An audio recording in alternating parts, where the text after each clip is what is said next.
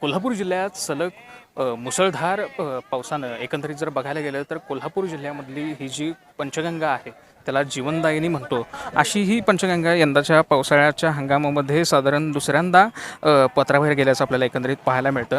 आता पंचगंगेनं साधारण बघायला गेलं तर साधारण 31 फुटांच्या वर पाणी पातळी गाठलेली आहे आणि एकंदरीत कोल्हापूर जिल्ह्याच्या पश्चिम घाटाला जो मुसळधार पावसाची जी नोंद आहे ती आता एकंदरीत आपल्याला झाल्याचं पाहायला मिळतं आहे. जिल्ह्यात सुमारे साधारण 80 ते साधारण 90 मिलीमीटर पावसाची नोंद आहे ती एकंदरीत आपल्याला झाल्याचं पाहायला मिळतं आहे. आता बघायला गेलं तर कोल्हापूर जिल्ह्यामध्ये पावसानं जोर धरला आहे आणि त्यामुळे यंदाच्या पावसाळ्यात पंचगंगा ही दुसऱ्यांदा पात्राबाहेर आलेली आहे आणि त्यामुळे पण राधानगरी धरणाची जर आपण एकंदरीत हे बघायला गेली तर ती साधारण 85% जो साठा आहे तो एकंदरीत आपल्याला झाल्याचं पाहायला मिळतं आहे. त्याच्यामुळंच राधानगरी धरणाचा जो आता जो पंचगंगेची जी पातळी जी आहे ती मोठ्या प्रमाणात आता वाढताना आपल्याला पाहायला मिळते.